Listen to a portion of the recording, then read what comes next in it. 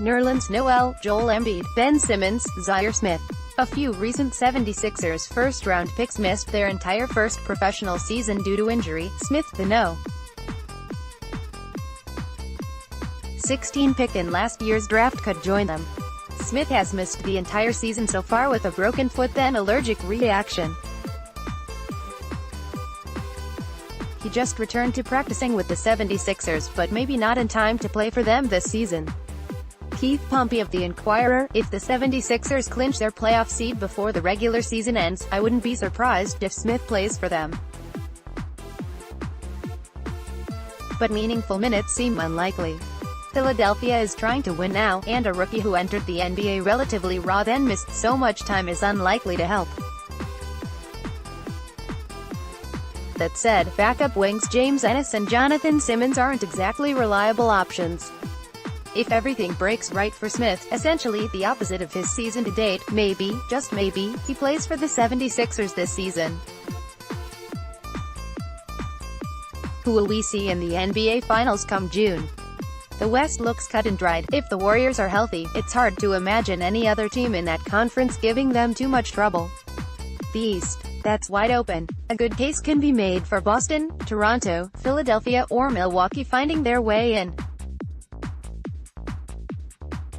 For a more detailed breakdown, listen to the latest PBT podcast where Keith Smith of Yahoo Sports and myself break down the East in more detail. The bookmakers over at BetOnline put together these odds on potential finals matchups, and after the first 4 options the odds get pretty long. Milwaukee Bucks vs Golden State Warriors 9/2, Toronto Raptors vs Golden State Warriors 9/2, Boston Celtics vs Golden State Warriors 5/1, Philadelphia 76ers vs Golden State Warriors 5/1, Indiana Pacers vs Golden State Warriors 28/1, Brooklyn Nets vs Golden State Warriors 33/1, Boston Celtics vs Houston Rockets 40/1, Milwaukee Bucks vs Houston Rockets 40/1, Philadelphia 76ers vs Houston Rockets 40/1, Toronto Raptors vs Houston Rockets 40/1, Charlotte Hornets vs Golden State Warriors 50/1, Detroit Pistons vs Golden State Warriors 50/1.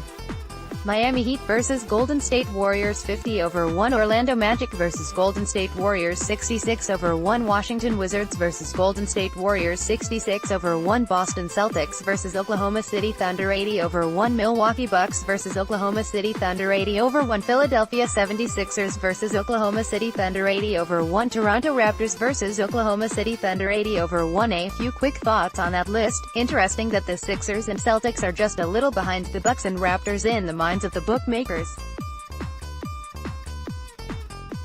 I don't know that I'd have Houston in front of Oklahoma City as the second best option in the West. Not this season.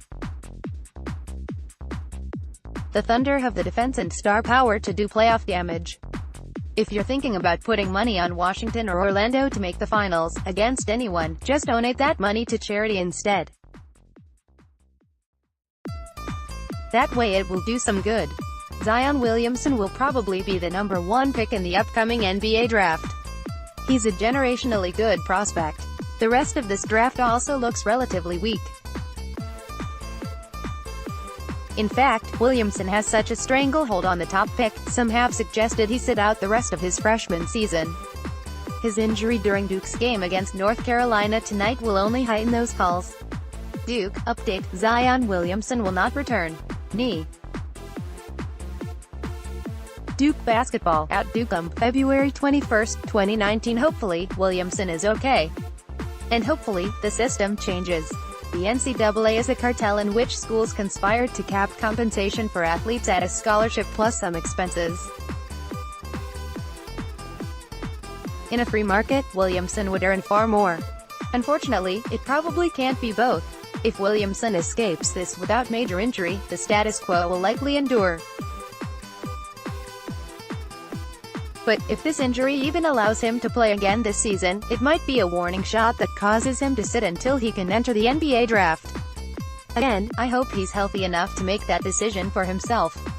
Friday morning, Jason Tatum guaranteed the U.S. team would beat the world team in the Rising Stars game that night. The U.S. team won. So, Tatum was asked Saturday morning whether he wanted to guarantee anything for that night. He guaranteed he'd win the skills challenge. He won. So, then ESPN's Rachel Nichols asked Tatum whether he wants to guarantee anything else. And he really let it ride. Tatum, we're going to win the finals this year. February 16th, mark it. Jason Tatum says we're going to win the finals this year. Obviously, Tatum wasn't going to pick against Boston. But this wasn't that. He could have easily avoided such a grand proclamation. Instead, even if he were just caught up in the emotion of an All-Star Saturday night victory and taking the interview especially seriously, Tatum put a little more attention and pressure on the Celtics. I'm not convinced that's what this team needs. Mavericks owner Mark Cuban said Kristaps Porzingis will sign long-term with Dallas this summer, and Porzingis he was on the same page. But he will be a free agent. Restricted, but a free agent, nonetheless.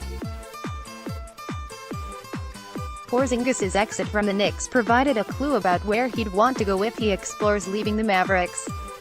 Mark Stein of the New York Times in his newsletter, the four teams Porzingis had on his wish list of trade destinations were the Nets, Los Angeles Clippers, Miami Heat and Toronto Raptors, according to two people with knowledge of the list who are not authorized to discuss it publicly. Porzingis had little leverage to get to any of these teams, because he'll be a restricted free agent. The Knicks or any team acquiring him would retain immense team control over him. The Nets and Clippers project to have cap space this summer. The Heat and Raptors don't.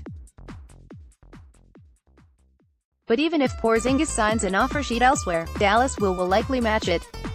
Still, Porzingis will become an unrestricted free agent someday 2020 in the unlikely event he accepts his qualifying offer, or a future year if he signs a multi-year deal this summer.